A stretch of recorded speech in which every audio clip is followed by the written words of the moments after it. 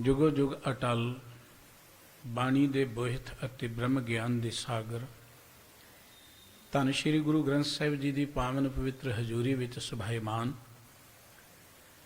परम सत्कार जो गुरु रूप खालसा साध संगत जीओ। वाहिगुरु जी का खालसा वाहिगुरु जी की फतेह। वाहिगुरु जी की बख्शिश सदका रात्रि दे दीवान च जुड़ बैठन का सुभाग प्राप्त होया है। गुरबाणी का मनोहर कीर्तन गुरु के कीर्तनिया पासों आप जी सरवण कारे सी। गुरु अर्जन साहिब जी के ये पावन बचन माज राग विचों अमृत बाणी हर हर तेरी सुन सुन होवे परम गत मेरी जलन बुझी शीतल होए मनुआ सतगुर का दर्शन पाए जियो। आप जी ने बड़े प्यार नाल सरवण कीते ने। गुरु साहिबान ने साडे ते बड़ी भारी बख्शिश की जो सानू गुरबाणी की दात बख्शिश की है। जदों भी ये मनुखता जिंदगी के असल मकसद तो असल मार्ग तो खुंज के मोह माया के जंजाल फसती है, सच तो दूर जाती है, तो परमात्मा इस मनुखता के सुधार लई समय समय ते रब्बी आत्मा मनु इस जगत विच भेजदा है। उस समय जिस वेले सतगुरु गुरु नानक साहिब जी प्रगट होए ने उस वेले दे हालात गुरबाणी च सतगुरु जी ने वर्णन किए ने कि सच काल कूड़ वरतिया कल कालख बेताल बीओ बीज पत लै गए अब क्यों उगवै दाल जे एक होए तो उगवै रुती हूँ रुत होए नानक पाहे बाहरा कोरे रंग न सोए। गुरु नानक साहिब जी महाराज दे समय जां उस तो पहला वेद सन, शास्त्र सन, प्राण सन, सिमरतियां सन, कुरान सी, होर बड़े धर्म ग्रंथ सन। धर्म ग्रंथों तो इलावा बड़े धर्म भी सन। एक एक धर्म दे विच धड़े भी बड़े सन। केवल तो केवल हिंदुस्तान के धर्म की गल कर लईए पता नहीं किन्ने करोड़ां देवतियां दे उपासक सन ये लोग। किन्ने को रब लोगों ने बनाए हुए सन, किन्ने को तरीके सन पूजा दे, प्रतिष्ठा दे, अर्चा दे या रब की बंदगी करन दे। अज भी आप देखते हैं केवल अपने मुल्क के धर्म विच ही नहीं, जो आप इस्लाम की गल पढ़ते हैं भाई गुरदास जी का बचन बहु वाटी जग चलियां जब ही पए मुहम्मद जारा। उन्हां विच भी कई तरह के वक्रे वक्रे धड़े ने, रस्ते ने, विश्वास ने वक्रे वक्रे। जोगियां विच नज़र मारते हैं, जोगियां दे बड़े फिरके ने, कई तरह दियां उन्हां दियां जमातां ने। इवें कह लो कि रब दे नां ते भी मनुखता वंडी हुई सी। हालांकि रब एक है, रब की गल तां कीती जांदी सी अपने मुल्क दे अंदर, पर रब दे नां ते भी विचारधारा एक नहीं सी, सांझ एक नहीं सी। रब दे नां ते भी लड़ाइयां, रब दे नां ते भी झगड़े। गंग बनारस हिंदुआ, मक्का काबा मुसलमाने, राम रहीम कहाएं दे और इत्थे बस नहीं खै मरदे बामन मौलाने। धर्म दे नां ते वाद वाद, रब दे नां ते वाद वाद। गुरु नानक साहिब जी ने देखा कि दुनिया किस पासे तुर पई है। सच दा ते काल ही पै गए, सच नालों ते मनुखता टुट चुकी है। जदों गुरबाणी की रोशनी अज भी असी नज़र मारते हाँ, इत्थों तक कि जदों असी अपने समाज विच भी नज़र मारते हैं उत्थों भी सच की अणहोंद हुंदी जाती है। गुरमत की गल गुरबाणी तो शुरू हुई सी कि गुरु साहिब जी ने सानू गुरबाणी की दात दिती है। गुरबाणी का मुख मकसद मनुखता विच समानता पैदा करना है, समुचे मनुखी समाज नूं एक विचारधारा देण तो है।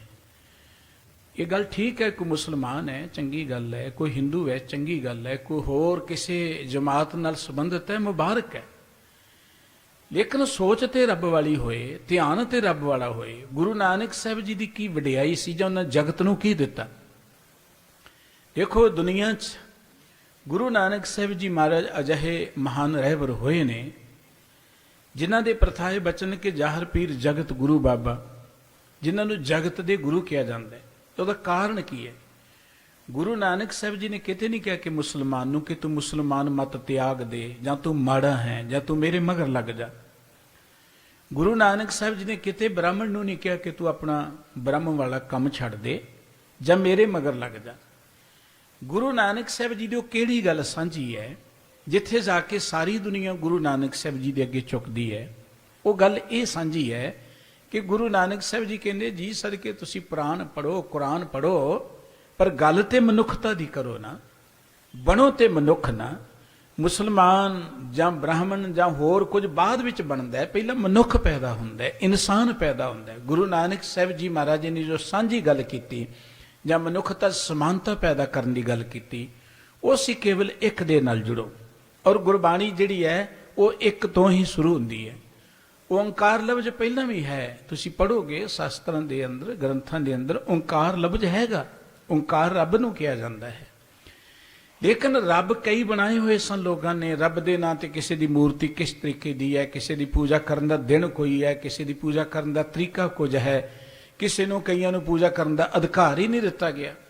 ਜਦੋਂ ਧਰਮ ਦੀ ਦੁਨੀਆ 'ਚ ਨਜ਼ਰ ਮਾਰਦੇ ਹਾਂ, ਜਿੱਥੇ ਧਰਮ ਵੱਖਰੇ ਵੱਖਰੇ ਨੇ, ਧਰਮ ਦੇ ਕੰਮ ਵੱਖਰੇ ਵੱਖਰੇ ਨੇ, ਉੱਥੇ ਕਈ ਥਾਂ ਤੇ ਮਨੁੱਖ ਨੂੰ ਧਰਮ ਦਾ ਅਧਿਕਾਰ ਹੀ ਨਹੀਂ ਦਿੱਤਾ ਗਿਆ ਕਿ ਤੁਹਾਨੂੰ ਇਹ ਪੂਜਾ ਕਰਨ ਦਾ ਅਧਿਕਾਰ ਨਹੀਂ, ਤੁਹਾਨੂੰ ਇਸ ਧਰਮ ਮੰਦਰ ਵਿੱਚ ਵੜਨ ਦਾ ਅਧਿਕਾਰ ਨਹੀਂ। ਅੱਜ ਵੀ ਸਾਡੇ ਮੁਲਕ ਅੰਦਰ ਹੈ ਕਿ ਜਿਹੜਾ ਜੀ ਉਹ ਮਨੁੱਖ ਜਿਹਨੂੰ ਕਿਰਤੀ ਨੂੰ, ਜਿਹਨੂੰ ਸ਼ੂਦਰ ਕਿਹਾ ਗਿਆ, ਕਿਰਤੀ ਨੂੰ ਸ਼ੂਦਰ ਕਿਹਾ ਗਿਆ। ਔਰ ਸ਼ੂਦਰ ਕੋਈ ਇਹ ਨਹੀਂ ਹੈ ਕਿ ਕੋਈ ਇਹੋ ਜਿਹੇ ਘਰਾਣੇ ਜੰਮਿਆ। ਕਿਰਤੀ ਨੂੰ ਸ਼ੂਦਰ ਕਿਹਾ ਗਿਆ ਕਿ ਜਿਹੜਾ ਇਹ ਕਿਰਤੀ ਬੰਦਾ ਹੈ ਜਾਂ ਸ਼ੂਦਰ ਬੰਦਾ ਜਿਹਨੂੰ ਕਿਹਾ ਜਾਂਦਾ ਹੈ, ਉਹ ਜੀ ਮੰਦਿਰਾਂ 'ਚ ਨਹੀਂ ਜਾ ਸਕਦਾ, ਉਹ ਧਰਮ ਗ੍ਰੰਥ ਨਹੀਂ ਪੜ੍ਹ ਸਕਦਾ। ਉਹਦਾ ਕਾਰਨ ਇਹ ਸੀ ਕਿ ਇਹ ਮਨੁੱਖਤਾ ਅਗਿਆਨਤਾ 'ਚ ਰਹੇ, ਹਨੇਰੇ 'ਚ ਰਹੇ। ਇਹਨਾਂ ਨੂੰ ਲੁੱਟਣ ਦਾ, ਇਹਨਾਂ ਨੂੰ ਕੁੱਟਣ ਦਾ ਸਾਡਾ ਤੌਰ ਤਰੀਕਾ ਜਿਹੜਾ ਉਹ ਚੱਲਦਾ ਰਹੇ। ਗੁਰੂ ਨਾਨਕ ਸਾਹਿਬ ਜੀ ਨੇ ਇੱਕ ਨਵਾਂ ਇਨਕਲਾਬ ਲਿਆਂਦਾ। ਜਦੋਂ ਦੇਖਿਆ ਸੱਚ ਕਾਲ ਕੂੜ ਵਰਤਿਆ ਕਲ ਕਾਲਖ ਬੇਤਾਲ, ਲੋਕਾਂ ਦੇ ਮਨਾਂ ਅੰਦਰੋਂ ਸੱਚ ਦਾ ਕਾਲ ਹੀ ਪਸ ਪੈ ਗਿਆ, ਕੂੜ ਹੀ ਕੂੜ ਭਰਿਆ ਪਿਆ, ਤੇ ਕੂੜ ਦੇ ਅੰਦਰ ਕਲ ਕਾਲਖ ਬੇਤਾਲ। ਇਸ ਕਲਯੁਗ ਦੀ ਕਾਲਖ ਦੇ ਨਾਲ ਲੋਕੀ ਭੂਤਨੇ ਬਣ ਬੈਠੇ ਨੇ, ਪ੍ਰੇਤ ਬਣ ਬੈਠੇ ਨੇ। ਇਹ ਤੇ ਇੱਕ ਐਵੇਂ ਧਾਰਨਾ ਬਣੀ ਕਿ ਮਰਨ ਤੋਂ ਬਾਅਦ ਕੋਈ ਬੰਦਾ ਭੂਤ ਬਣਦਾ, ਤੇ ਜਿਉਂਦੇ ਭੂਤ ਬੜੇ ਤੁਰੇ ਫਿਰਦੇ ਨੇ, ਤੁਸੀਂ ਜਿਉਂਦੇ ਪ੍ਰੇਤ ਬੜੇ ਤੁਰੇ ਫਿਰਦੇ ਨੇ ਧਰਤੀ ਤੇ। ਇਹ ਧਾਰਨਾ ਗਲਤ ਹੈ ਕਿ ਮਰਨ ਤੋਂ ਬਾਅਦ ਆਤਮਾ ਭਟਕਦੀ। ਉਹ ਦੇਖੀ ਕਿਸ ਨੇ ਭਟਕਦੀ ਕਿਸ ਦੀ ਆਤਮਾ? ਆਤਮਾ ਤੇ ਨਜ਼ਰ ਹੀ ਨਹੀਂ ਆਉਂਦੀ। ਆਤਮਾ ਤਾਂ ਨਜ਼ਰ ਨਹੀਂ ਆਉਂਦੀ, ਕਿਸੇ ਨੂੰ ਕੀ ਪਤਾ ਕਿਵੇਂ ਭਟਕਦੀ ਹੈ। ਜਿਹੜੀਆਂ ਜਿਉਂਦੀਆਂ ਆਤਮਾ ਭਟਕ ਰਹੀਆਂ, ਇਹਨਾਂ ਨਜ਼ਰ ਹੀ ਨਹੀਂ ਆਉਂਦੀਆਂ, ਇਹਨਾਂ ਦੀ ਚਰਚਾ ਹੀ ਕੋਈ ਨਹੀਂ ਕਰਦਾ। ਗੁਰਬਾਣੀ ਨੇ ਗੱਲ ਗੱਡ ਕੇ ਕਹੀ ਹੈ ਕਿ ਜਿਹੜੇ ਮਨੁੱਖ ਜ਼ਿੰਦਗੀ ਅੰਦਰ ਸੱਚ ਨਾਲੋਂ ਟੁੱਟ ਜਾਂਦੇ ਨੇ, ਪਰਮਾਤਮਾ ਨਾਲੋਂ ਟੁੱਟ ਜਾਂਦੇ ਨੇ, ਉਹ ਪ੍ਰੇਤ ਨੇ ਇਸ ਧਰਤੀ ਤੇ। ਕਲ ਕਾਲਖ ਬੇਤਾਲ, ਇਹ ਲੋਕੀ ਬੇਤਾਲ ਭੂਤਨੇ ਬਣ ਚੁੱਕੇ ਨੇ। ਗੁਰੂ ਅਰਜਨ ਸਾਹਿਬ ਜੀ ਦਾ ਇੱਕ ਬਚਨ ਹੈ ਕਿ ਬਸੰਤ ਸਵਰਗ ਲੋਕ ਹੈ ਜਿਤ ਤੇ ਪ੍ਰithvi ਨਵ ਖੰਡਣੈ, ਬਿਸਰੰਤ ਹਰ ਗੋਪਾਲੇ ਨਾਨਕ ਤੇ ਪ੍ਰਾਣੀ ਉਦਿਆਨ ਪ੍ਰਮਣੇ, ਕੌਤਕ ਕੋੜ ਤਪਾਸਿਆ ਚਿਤਨ ਆਵ ਸੁਨਾਓ, ਨਾਨਕ ਕੋੜੀ ਨਰਕ ਬਰਾਬਰੇ ਉਜੜ ਸੋਈ ਥਾਂ। ਜਿੱਥੇ ਸਤਿਗੁਰੂ ਜੀ ਨੇ ਗੱਲ ਕਹੀ ਹੈ ਕਿ ਜਿੱਥੇ ਕੋਈ ਮਰਜੀ ਵਧੀਆ ਥਾਂ ਤੇ ਦੁਨੀਆ ਦਾ ਜੇਤੂ ਹੈ, ਵਧੀਆ ਮੁਲਕਾਂ 'ਚ ਰਹਿੰਦਾ ਹੋਏ, ਚੰਗੇ ਰੰਗ ਤਮਾਸ਼ੇ ਹੋਣ, ਉਹਦੇ ਕੋਲ ਸਭ ਕੁਝ ਹੋਵੇ, ਪਰ ਉਹ ਤੇ ਅੰਦਰੋਂ ਉਜਾੜ ਵਿੱਚ ਹੈ। ਨਾਨਕ ਤੇ ਹਰ ਬਿਸਰ ਤੇ ਪ੍ਰੇਤ ਹੈ। ਜਿਹੜੇ ਰੱਬ ਨੂੰ ਭੁਲਾ ਦਿੰਦੇ ਨੇ, ਰੱਬ ਨਾਲੋਂ ਟੁੱਟ ਜਾਂਦੇ ਨੇ, ਉਹ ਤੇ ਪ੍ਰੇਤ ਦੀ ਨਿਆਈ ਹੈ। ਉਹ ਪ੍ਰੇਤ ਨੇ ਦਰਅਸਲ। ਪ੍ਰੇਤ ਦਾ ਅਰਥ ਹੁੰਦਾ ਗੁਜ਼ਰਿਆ ਹੋਇਆ, ਉਹ ਤੇ ਅੰਦਰੋਂ ਮਰ ਚੁੱਕੇ ਨੇ ਉਹ ਲੋਕ। ਗੁਰੂ ਨਾਨਕ ਸਾਹਿਬ ਜੀ ਨੇ ਨਜ਼ਰ ਮਾਰੀ ਕਿ ਮਨੁੱਖਤਾ ਜਿਹੜੀ ਹੈ ਉਹ ਭੂਤਨੇ ਬਣ ਚੁੱਕੀ ਹੈ। ਦੇਖੋ ਨਾ, ਮਨੁੱਖ ਮਨੁੱਖ ਨੂੰ ਮਾਰੇ, ਹਾਲਾਂਕਿ ਮਨੁੱਖ ਮਨੁੱਖ ਨੂੰ ਨਹੀਂ ਮਾਰਨਾ ਚਾਹੀਦਾ। ਤੁਸੀਂ ਕਦੀ ਪੰਛੀਆਂ ਦੀਆਂ ਵੀ ਲੜਾਈਆਂ ਦੇਖੀਆਂ ਨੇ? ਪੰਛੀਆਂ ਨੇ ਕਦੀ ਬਰਾਦਰੀਆਂ ਦੇਖੀਆਂ ਨੇ? ਜੇ ਕਿਤੇ ਪੰਛੀਆਂ ਨੂੰ ਵੀ ਆ ਦੁਨਿਆਵੀ ਜੋ ਧਰਮ ਦੀ ਗੱਲ ਹੁੰਦੀ, ਕਿਤੇ ਗਿਆਨ ਹੁੰਦਾ, ਤੇ ਆਕਾਸ਼ ਚੋਂ ਖੂਨ ਹੀ ਡਿੱਗਦਾ ਨਜ਼ਰ ਆਇਆ ਕਰਨਾ ਸੀ ਰੋਜ਼। ਉਹਨਾਂ ਨੇ ਵੀ ਧਰਮ ਦੇ ਨਾਂ ਤੇ ਦੰਗੇ ਹੀ ਕਰਿਆ ਕਰਨੇ ਸੀ, ਮਾਰਿਆ ਕਰਨਾ ਸੀ। ਇੰਨਾ ਸ਼ੁਕਰ ਹੈ ਕਿ ਉਹਨਾਂ ਨੂੰ ਪਤਾ ਹੀ ਨਹੀਂ ਇਹ ਧਰਮ ਦਾ, ਜਿਹੋ ਜਿਹਾ ਧਰਮ ਦਿੱਤਾ ਗਿਆ ਲੋਕਾਂ ਨੂੰ। ਗੁਰੂ ਨਾਨਕ ਸਾਹਿਬ ਜੀ ਨੇ ਮਨੁੱਖਤਾ ਦੀ ਇਸ ਅਸਮਾਨਤਾ ਨੂੰ ਦੂਰ ਕਰਨ ਲਈ, ਨਾਮ ਬਰਾਬਰਤਾ ਨੂੰ ਦੂਰ ਕਰਨ ਦੇ ਲਈ ਸਾਨੂੰ ਗੁਰਬਾਣੀ ਦੀ ਦਾਤ ਦਿੱਤੀ ਹੈ। ਗੁਰਬਾਣੀ ਇੱਕ ਤੋਂ ਸ਼ੁਰੂ ਹੁੰਦੀ ਹੈ, ਗੁਰਬਾਣੀ ਇੱਕ ਦੇ ਨਾਲ ਜੋੜਦੀ ਹੈ। ਗੁਰਬਾਣੀ ਕਹਿੰਦੀ ਤੁਸੀਂ ਕਾਲੇ ਹੋ, ਚਿੱਟੇ ਹੋ, ਤੁਸੀਂ ਗੋਰੇ ਹੋ, ਤੁਸੀਂ ਉੱਚੇ ਹੋ, ਤੁਸੀਂ ਲੰਮੇ ਹੋ, ਤੁਸੀਂ ਮਸਜਿਦ ਵਿੱਚ ਜਾਂਦੇ ਹੋ, ਤੁਸੀਂ ਮੰਦਿਰ ਵਿੱਚ ਜਾਂਦੇ ਹੋ, ਤੁਸੀਂ ਕਿਤੇ ਵੀ ਜਾਂਦੇ ਹੋ, ਤੀਰਥਾਂ ਤੇ ਜਾਂਦੇ ਹੋ, ਹਜ ਕਰਦੇ ਹੋ, ਜੋ ਕੁਝ ਵੀ ਕਰਦੇ ਕਰੋ, ਲੇਕਿਨ ਜੁੜੋ ਤੇ ਇੱਕ ਦੇ ਨਾਲ, ਗੱਲ ਤੇ ਇੱਕ ਦੀ ਕਰੋ। ਤੁਸੀਂ ਪਰਮਾਤਮਾ ਸਿਰਫ ਇੱਕ ਹੈ, ਬਾਕੀ ਮਨੁੱਖ ਨੇ ਆਪਣੇ ਬਣਾਏ ਹੋਏ ਨੇ ਪਰਮਾਤਮਾ। ਰੱਬ ਦੇ ਨਾਂ ਤੇ ਬਹੁਤ ਕੁਝ ਬਣਾਇਆ। ਕਿਸੇ ਨੇ ਰੱਬ ਜਿਹੜਾ ਚੂਹੇ ਤੇ ਚੜਾਇਆ, ਕਿਸੇ ਨੇ ਰੱਬ ਬਲ ਤੇ ਚੜਾਇਆ, ਕਿਸੇ ਨੇ ਰੱਬ ਪੱਥਰ ਦਾ ਬਣਾਇਆ, ਕਿਸੇ ਨੇ ਰੱਬ ਕਾਗਜ਼ ਦਾ ਬਣਾਇਆ। ਆਪੋ ਆਪਣੀ ਸ਼ਰਧਾ ਅਨੁਸਾਰ ਰੱਬ ਜਿਹੜੇ ਨੇ ਆਪੋ ਆਪਣੀ ਮਰਜ਼ੀ ਅਨੁਸਾਰ ਲੋਕਾਂ ਨੇ ਬਣਾਏ ਹੋਏ ਨੇ। पर गुरबाणी कहती साहिब मेरा एको है भाई एको है। परमात्मा सिर्फ एक है। गुरमत ने इसे करके एक तो गल शुरू की है। साडा गवांढी मत जिहड़ा हिंदू मत है ना, वो अनेकता की पूजा करता है, अनेकता की। वक्रे वक्रे उन्होंने ढंग ने, पूजा के तरीके ने, ये उन्होंने आस्था है, मुबारक है उन्होंने। लेकिन गुरमत ने केवल एक की गल की है। वो अनेकता की गल करके एक वल वधना चाहता है, लेकिन गुरबाणी कहती एक की गल करो तो अनेकता नाल प्यार करो, किसी नाल नफरत ना करो। गल एक दी करो पर समुची मानवता चो एक नूं देखो। सब में जोत जोत है सोए, तिस दे चानण सब में चानण होए। ये गुरु नानक साहब जी के घर का फलसफा है कि अवल अल्लाह नूर उपाया कुदरत के सब बंदे, एक नूर ते सब जग उपजया कौन भले को मंदे। समुची मानवता एक ही जोत तो बनी हुई है, एक ही प्रकाश तो बनी हुई है। समुची मानवता विच एक परमात्मा बैठा हुआ है। समुची मानवता एक परमात्मा की बनाई हुई है। और सतगुरु सच्चे पातशाह गुरु कलगीधर पातशाह जी के बचन किन्ने इनकलाबी ने। हिंदू तुरु कोई राफ जी इमाम साफी, मानस की जात सब है एको पहचान। मनुख होने के नाते असी सारे एक हाँ, कोई मुसलमान होए कुछ होए, लेकिन ऐजे मनुख असी सारे एक हाँ। सारियां च खून इको जिहा है, सारियां दा शरीर पंजां तत्तां तो बनिया होया है। फिर ये कहना कि ऐ को नीवा है, ऐ को उच्चा है, ऐ को बगाना है, गुरबाणी कहती एक होर अज्ञानता है। धर्म के नाम से अज्ञानता पसरी हुई है।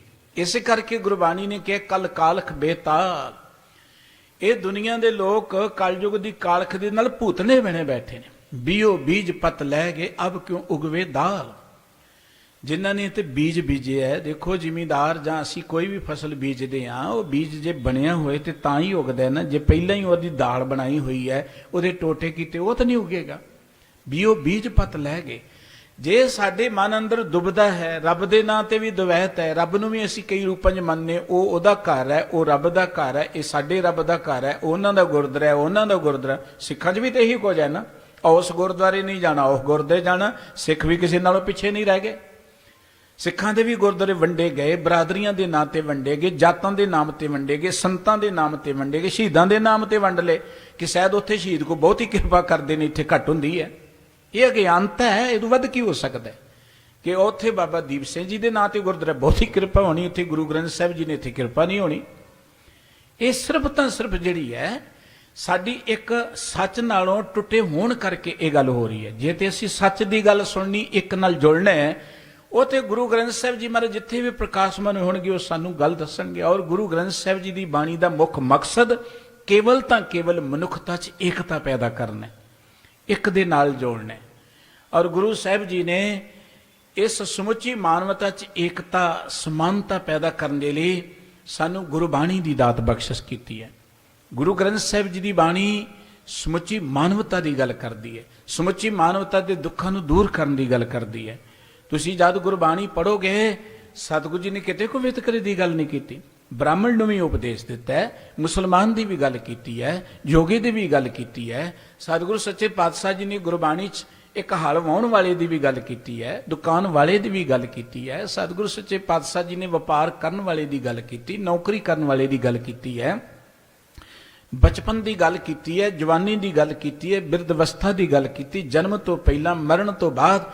और इत्थे बस नहीं समाज की गल की, राजनीति की गल की, आर्थिक ढांचे की गल की। धर्म ये नहीं है कि मैं सिर्फ खास लिबास पा के वक्रे होकर बैठ जा तो मैं धर्मी बन जावांगा। धर्म की परिभाषा जिहड़ी है वो समुची मानवता के नाल जुड़ी हुई है, समाज के नाल जुड़ी हुई है। इस करके सतगुरु जी ने समाज की गल, अर्थव्यवस्था की गल, राजनीति की गल, जब तुसीं गुरबाणी पढ़ोगे, सतगुरु सच्चे पातशाह जी ने उस वेले दे राजतंत्र दीयां जो गल्लां सन वो सारियां चर्चा कीतियां ने। ये जिहड़ा श्लोक आप जी दे नाल साझा कीता अज शनिवार चों, इदों अगले श्लोक अंदर ही सतगुरु जी ने राजतंत्र के पाज नूं उघेड़िया। लब पाप दोए राजा महता, कूड़ हुआ सिकदार, काम निवसर पुछिए बह बह करे विचार, अंधी रैयत ज्ञान में होनी पाए परे मुरदार। ये राजतंत्र है, उस वेले ते समाज का नक्शा है। लब पाप दोए राजा महता, लोभी राजे ने, पापी उन्हां दे नाल उन्हां दे वजीर बने बैठे ने। कूड़ हुआ सिकदार, झूठ अगे चौधरी बनिया फिरदा है। ਕਾਮਨੇਵ ਸਰ ਪੁੱਛੀਏ, ਕਾਮ ਉਹਨਾਂ ਦਾ ਅੱਗੇ ਡਿਪਟੀ ਬਣਿਆ ਫਿਰਦਾ, ਉਹਨੂੰ ਪੁੱਛਿਆ ਜਾਂਦਾ ਹੈ, ਬਹਿ ਬਹਿ ਕਰੇ ਵਿਚਾਰ। ਇਹ ਮੰਡਲੀ ਬੈਠ ਬੈਠ ਕੇ ਵਿਚਾਰਾਂ ਕਰਦੀ ਹੈ ਲੋਕਾਂ ਦੇ ਲਈ। ਅੰਧੀ ਰਈਅਤ ਗਿਆਨ ਵੀ ਹੋਣੀ। ਅੱਗੇ ਜਿਹੜੀ ਰਈਅਤ ਪਬਲਿਕ ਹੈ ਉਹ ਵਿਚਾਰੀ ਅਗਿਆਨ ਤੋਂ ਹੀਣੀ, ਅੰਨੀ ਹੈ, ਉਹ ਇਹਨਾਂ ਦੇ ਜ਼ੁਲਮ ਨੂੰ ਸਹਾਰ ਰਹੀ ਹੈ। ਅੱਜ ਵੀ ਉਹੀ ਕੁਝ ਹੈ ਜੋ ਗੁਰਬਾਣੀ ਨੇ ਰਾਜਤੰਤਰ ਦਾ ਨਕਸ਼ਾ ਉਦੋਂ ਦਿੱਤਾ ਹੈ। ਸੋ ਮੈਂ ਇਹ ਕਹਿ ਰਿਹਾ ਸਾਂ ਕਿ ਗੁਰੂ ਗ੍ਰੰਥ ਸਾਹਿਬ ਜੀ ਦੀ ਪਵਿੱਤਰ ਬਾਣੀ ਨੇ ਇਸ ਮਨੁੱਖੀ ਸਮਾਜ 'ਚ ਵੀ ਸਮਾਨਤਾ ਪੈਦਾ ਕੀਤੀ, ਜਿੱਥੇ ਸਤਿਗੁਰੂ ਜੀ ਨੇ ਇੱਕ ਪਰਮਾਤਮਾ ਦੀ ਗੱਲ ਕਰਕੇ ਸਾਨੂੰ ਸਮੁੱਚੀ ਮਾਨਵਤਾ ਨੂੰ ਇੱਕ ਵਿਚਾਰਧਾਰਾ ਦਿੱਤੀ ਕਿ ਨਿਰੋਲ ਇੱਕ ਪਰਮਾਤਮਾ ਦੇ ਪਿਆਰ ਵਿੱਚ ਜੁੜੋ। ਜੁੜੋ ਕਿਤੇ ਵੀ ਜਾ ਕੇ। ਗੁਰਬਾਣੀ ਦਾ ਬਚਨ, ਜਗਤ ਜਲੰਧਰ ਰੱਖ ਲੈ ਆਪਣੀ ਕਿਰਪਾ ਧਾਰ, ਜਿਤ ਦੁਆਰੇ ਉਬਰੇ ਤਿੱਤੈ ਲਿਹੋ ਉਭਾਰ। ਵਾਹਿਗੁਰੂ ਜੀ, ਜਿਹੜਾ ਜਗਤ ਦੁੱਖਾਂ ਦੀ ਅੱਗ ਸੜ ਰਿਹਾ ਹੈ ਨਾ, ਈਰਖਾ ਦੀ ਅੱਗ, ਨਫ਼ਰਤ ਦੀ ਅੱਗ ਸੜ ਰਿਹਾ ਹੈ, ਇਹ ਸੜਦੇ ਬਲਦੇ ਜਗਤ ਨੂੰ ਬਚਾ ਲੈ ਜਿਵੇਂ ਬਚਾਇਆ ਜਾਂਦਾ ਹੈ। ਜਿਸ ਵੀ ਦੁਆਰੇ ਰਾਹੀਂ, ਕੋ ਮੰਦਿਰ 'ਚ ਜਾ ਕੇ ਇੱਕ ਨਾਲ ਜੁੜੇ ਮੁਬਾਰਕ ਹੈ, ਕੋ ਮਸੀਤ ਵਿੱਚ ਜਾ ਕੇ ਇੱਕ ਦੀ ਗੱਲ ਕਰੇ ਮੁਬਾਰਕ ਹੈ। ਦੇਖੋ ਸਤਿਗੁਰੂ ਸੱਚੇ ਪਾਤਸ਼ਾਹ ਜੀ ਦੇ ਕਿੰਨੇ ਉਦਾਰ ਬਚਨ ਨੇ, ਜਿੱਥੇ ਸਤਿਗੁਰੂ ਜੀ ਨੇ ਗੱਲ ਕੀ, ਕੋਈ ਬੋਲੇ ਰਾਮ ਰਾਮ, ਕੋਈ ਖੁਦਾਏ, ਕੋਈ ਸੇਵੇ ਗੁਸਈਆਂ, ਕੋਈ ਆਲਾਏ, ਕਾਰਨ ਕਰਨ ਕਰੀਮ, ਕਿਰਪਾ ਧਾਰ ਹੀਮ। ਕੋਈ ਪੜੇ ਬੇਦ, ਕੋਈ ਕਤੇਬ, ਕੋਈ ਓਡੇ ਨੀਲ, ਕੋਈ ਸਫੇਦ, ਕੋਈ ਨਾਵੇ ਤੀਰਥ, ਕੋਈ ਹਜ ਜਾਏ, ਕੋਈ ਕਰੇ ਪੂਜਾ, ਕੋਈ ਸਿਰ ਨਿਆਏ। ਸਾਰੀਆਂ ਗੱਲਾਂ ਦੀ, ਕੋਈ ਕਹੇ ਤੁਰਕ, ਕੋਈ ਕਹੇ ਹਿੰਦੂ, ਕੋਈ ਬਾਂਸੇ ਸੁਰ, ਕੋਈ ਬਿਸਤ, ਕੋਈ ਸੁਰਗਿੰਦੂ। ਸਾਰੀ ਚਰਚਾ ਕਰਕੇ ਸਤਿਗੁਰੂ ਸੱਚੇ ਪਾਤਸ਼ਾਹ ਜੀ ਨੇ ਇੱਕ ਗੱਲ ਕੀ, ਕਾਰਨ ਕਰਨ ਕਰੀਮ। ਸਮੁੱਚੀ ਮਾਨਵਤਾ ਨੂੰ ਬਣਾਉਣ ਵਾਲਾ ਇੱਕ ਪਰਮਾਤਮਾ ਹੈ, ਤੇ ਜਿਸ ਮਨੁੱਖ ਨੇ ਉਸ ਪਰਮਾਤਮਾ ਦੇ ਇਸ ਭੇਤ ਨੂੰ ਸਮਝ ਲਿਆ, ਹੁਕਮ ਨੂੰ ਸਮਝ ਲਿਆ, ਕਹੋ ਨਾਨਕ ਜਿਨ ਹੁਕਮ ਪਛਾਤਾ, ਪ੍ਰਭ ਸਾਹਿਬ ਕਾ ਤਿੰਨ ਭੇਦ ਜਾਤਾ। ਪਰਮਾਤਮਾ ਦੇ ਭੇਤ ਨੂੰ ਉਹਨੇ ਜਾਣਿਆ ਜਿਹਨੇ ਰੱਬੀ ਸਿਸਟਮ ਨੂੰ, ਹੁਕਮ ਨੂੰ ਸਮਝ ਲਿਆ। ਰੱਬ ਦਾ ਜੋ ਹੁਕਮ ਹੈ, ਰੱਬ ਦਾ ਜੋ ਕਾਨੂੰਨ ਹੈ, ਰੱਬ ਦੀ ਜੋ ਰਜ਼ਾ ਹੈ, ਜਿਹਨੇ ਉਹਨੂੰ ਜਾਣ ਲਿਆ, ਸਤਿਗੁਰੂ ਜੀ ਕਹਿੰਦੇ ਉਹ ਪਰਮਾਤਮਾ ਨੂੰ ਜਾਣ ਸਕਦਾ ਹੈ। ਕੇਵਲ ਤਾਂ ਕੇਵਲ ਧਾਰਮਿਕ ਭੇਖ ਜਾਂ ਧਾਰਮਿਕ ਦਿਖਾਵੇ ਦੇ ਕਰਮ ਕਰਕੇ ਕੋਈ ਰੱਬ ਨਾਲ ਨਹੀਂ ਜੁੜ ਸਕਦਾ। ਜਿੱਥੇ ਸਤਿਗੁਰੂ ਜੀ ਨੇ ਗੱਲ ਇੱਕ ਦੀ ਕੀਤੀ ਕਿ ਪਰਮਾਤਮਾ ਇੱਕ ਹੈ, ਉੱਥੇ ਸਮੁੱਚੀ ਮਾਨਵਤਾ ਨੂੰ ਉਸ ਪਰਮਾਤਮਾ ਦੀ ਅੰਸ਼ ਕਹਿ ਕੇ, ਉਸ ਪਰਮਾਤਮਾ ਦੇ ਬੱਚੇ ਕਹਿ ਕੇ ਸਮੁੱਚੀ ਮਾਨਵਤਾ ਵਿੱਚ ਪਿਆਰ ਪੈਦਾ ਕਰਨ ਦੀ ਗੱਲ ਕੀਤੀ। ਉੱਥੇ ਸਮੁੱਚੀ ਮਾਨਵਤਾ ਨੂੰ ਧਰਮ ਕੋਈ ਹੋਏ, ਵਿਚਾਰਧਾਰਾ ਇੱਕ ਦਿੱਤੀ ਕਿ ਪਰਮਾਤਮਾ ਇੱਕ ਹੈ। ਇਹੀ ਕਾਰਨ ਹੈ ਕਿ ਜੇ ਮੁਸਲਮਾਨ ਨੂੰ ਸਤਿਗੁਰੂ ਜੀ ਗਿਆਨ ਦਿੰਦੇ ਉਹਦੀ ਬੋਲੀ 'ਚ, ਤੇ ਮੁਸਲਮਾਨ ਵੀ ਸਤਿਗੁਰੂ ਜੀ ਨੂੰ ਆਪਣਾ ਆਗੂ ਮੰਨਦੇ ਨੇ, ਬਾਬਾ ਨਾਨਕ ਜੀ ਕਹਿ ਕੇ, ਹਜ਼ਰਤ ਬਾਬਾ ਨਾਨਕ ਜੀ ਕਹਿ ਕੇ ਸਤਿਕਾਰ ਦਿੰਦੇ ਨੇ। ਜੇ ਸਤਿਗੁਰੂ ਜੀ ਨੇ ਵਿਦਵਾਨ ਪੰਡਤਾਂ ਕੋਲ ਜਾ ਕੇ ਗੱਲ ਕੀਤੀ, ਉਹਨਾਂ ਨੂੰ ਵੀ ਉਹਨਾਂ ਨੇ ਇੱਕ ਈਸ਼ਵਰ ਦੀ ਗੱਲ ਦੱਸੀ, ਪਰਮਾਤਮਾ ਦੀ ਗੱਲ ਕੀਤੀ। ਤੇ ਬਹੁਤ ਸਾਰੇ ਵਿਦਵਾਨ ਪੰਡਤ ਜਾਂ ਹੋਰ ਇਸ ਮੱਤ ਤੇ ਚੱਲਣ ਵਾਲੇ ਗੁਰੂ ਨਾਨਕ ਸਾਹਿਬ ਜੀ ਨੂੰ ਨਾਨਕ ਦੇਵ ਜੀ ਕਹਿੰਦੇ ਨੇ। ਇਹ ਨਾਨਕ ਦੇਵ ਹਿੰਦੂ ਵੀਰਾਂ ਨੇ ਨਾਮ ਰੱਖਿਆ ਸਤਿਗੁਰੂ ਜੀ ਦਾ। ਗੁਰੂ ਨਾਨਕ ਸਾਹਿਬ ਜੀ ਦਾ ਨਾਮ ਨਾਨਕ ਹੈ, ਸਿੱਖ ਉਹਨੂੰ ਗੁਰੂ ਨਾਨਕ ਕਹਿ ਕੇ ਸਤਿਕਾਰਦੇ ਨੇ, ਹਿੰਦੂ ਵੀਰ ਨਾਨਕ ਦੇਵ ਜੀ ਕਹਿ ਕੇ ਬੁਲਾਉਂਦੇ ਨੇ, ਮੁਸਲਮਾਨ ਸਤਿਗੁਰੂ ਜੀ ਨੂੰ ਹਜ਼ਰਤ ਬਾਬਾ ਨਾਨਕ ਜੀ ਕਹਿੰਦੇ ਨੇ, ਜੋਗੀ ਸਤਿਗੁਰੂ ਜੀ ਨੂੰ ਨਾਨਕ ਨਾਥ ਕਹਿੰਦੇ ਨੇ, ਤਿਬਤੀ ਸਤਿਗੁਰੂ ਜੀ ਨੂੰ ਨਾਨਕ ਲਾਂਭਾ ਕਹਿੰਦੇ। ਆਪੋ ਆਪਣੀ ਬੋਲੀ 'ਚ ਗੁਰੂ ਨਾਨਕ ਸਾਹਿਬ ਜੀ ਨੂੰ ਪਿਆਰ ਦਿੱਤਾ ਹੈ ਲੋਕਾਂ ਨੇ। ਉਹ ਇਸ ਕਰਕੇ ਗੁਰੂ ਨਾਨਕ ਸਾਹਿਬ ਜੀ ਨੇ ਗੱਲ ਇੱਕ ਦੀ ਕੀਤੀ ਹੈ। ਜੇ ਸਤਿਗੁਰੂ ਜੀ ਮੱਕੇ ਜਾਂਦੇ ਨੇ, ਜੇ ਸਤਿਗੁਰੂ ਜੀ ਹਰਿਦੁਆਰ ਜਾਂਦੇ ਨੇ, ਜਗਨਨਾਥਪੁਰੀ ਜਾਂਦੇ, ਕਿਤੇ ਵੀ ਜਾਂਦੇ ਨੇ, ਨਿਰੋਲ ਸਤਿਗੁਰੂ ਜੀ ਇੱਕ ਪਰਮਾਤਮਾ ਦੀ, ਵਾਹਿਗੁਰੂ ਦੀ ਗੱਲ ਕਰਦੇ ਨੇ, ਤੇ ਲੋਕ ਸਤਿਗੁਰੂ ਜੀ ਦੇ ਇਸ ਗੱਲ ਨੂੰ ਮੰਨਦੇ ਨੇ। ਸਤਿਗੁਰੂ ਸੱਚੇ ਪਾਤਸ਼ਾਹ ਜੀ ਨੇ ਜਿੱਥੇ ਇੱਕ ਵਿਚਾਰਧਾਰਾ ਦਿੱਤੀ, ਉੱਥੇ ਸਤਿਗੁਰੂ ਜੀ ਨੇ ਇਸ ਧਰਤੀ ਤੇ, ਇਸ ਪਲੈਨਟ ਤੇ ਇਹ ਮਨੁੱਖੀ ਸਮਾਜ 'ਚ ਸਮਾਨਤਾ ਪੈਦਾ ਹੋਵੇ, ਉਹਦੇ ਲਈ ਸਾਨੂੰ ਬੜੀਆਂ ਵਡਮੁੱਲੀਆਂ ਦਾਤਾਂ ਦਿੱਤੀਆਂ, ਜਿਹਦੇ ਵਿੱਚ ਸਭ ਤੋਂ ਮਹਾਨ ਦਾਤ ਹੈ ਗੁਰਬਾਣੀ। ਗੁਰਬਾਣੀ ਦਾ ਮੁੱਖ ਮਕਸਦ ਸਮੁੱਚੀ ਮਾਨਵਤਾ ਦਾ ਉਦਾਹਰ ਹੈ। ਗੁਰਬਾਣੀ ਕੋਈ ਇੱਕ ਵਿਅਕਤੀ ਲਈ ਨਹੀਂ ਹੈ, ਗੁਰਬਾਣੀ ਕੋਈ ਇੱਕ ਖਿੱਤੇ ਦੇ ਲੋਕਾਂ ਲਈ ਨਹੀਂ ਹੈ, ਗੁਰਬਾਣੀ ਕੋਈ ਇੱਕ ਬਰਾਦਰੀ ਦੇ ਲੋਕਾਂ ਦੀ ਨਹੀਂ ਹੈ ਕਿ ਅਸੀਂ ਇਸ ਘਰ ਜੰਮੇ ਤੇ ਅਸੀਂ ਬਾਣੀ ਪੜ੍ਹ ਸਕਦੇ, ਹੋਰ ਕਿਸੇ ਨੂੰ ਪੜ੍ਹ ਨਹੀਂ ਦੇਣੀ। ਜਦੋਂ ਇਹ ਸੋਚ ਆਉਂਦੀ ਹੈ ਨਾ ਕਿ ਆਪਾਂ ਉਹ ਕਿਸੇ ਨੂੰ ਬਾਣੀ ਨਹੀਂ ਪੜ੍ਹਨ ਦੇਣੀ, ਜੇ ਉੱਥੋਂ ਬਾਣੀ ਦੀਆਂ ਪੋਥੀਆਂ ਲਿਆਵੇ, ਇਹ ਔਰੰਗਜ਼ੇਬ ਵਾਲੀ ਸੋਚ ਹੈ, ਹੋਰ ਕੋਈ ਨਹੀਂ ਹੋ ਸਕਦੀ। ਗੁਰਬਾਣੀ ਸਮੁੱਚੀ ਮਾਨਵਤਾ ਦੀ ਵਿਰਾਸਤ, ਔਰ ਗੁਰਬਾਣੀ ਨੇ ਸਮੁੱਚੀ ਮਾਨਵਤਾ ਦੇ ਉਧਾਰ ਦੀ ਗੱਲ ਕੀਤੀ ਹੈ। ਚਾਹੀਦਾ ਤੇ ਹੈ ਕਿ ਅਸੀਂ ਸਮੁੱਚੀ ਮਾਨਵਤਾ ਤੱਕ ਗੁਰਬਾਣੀ ਨੂੰ ਉਹਨਾਂ ਦੀ ਬੋਲੀ 'ਚ ਪਹੁੰਚਾਈਏ, ਲੋਕਾਂ ਤੱਕ ਗੁਰਬਾਣੀ ਦੀ ਪਹੁੰਚ ਕਰੀਏ। ਔਰ ਗੁਰਬਾਣੀ ਦੇ ਵਿੱਚ ਗੱਲ ਵੀ ਸਤਿਗੁਰੂ ਸੱਚੇ ਪਾਤਸ਼ਾਹ ਜੀ ਨੇ ਹਰ ਵਰਗ ਦੀ ਕੀਤੀ, ਸਮੁੱਚੀ ਮਾਨਵਤਾ ਦੀ ਕੀਤੀ ਹੈ।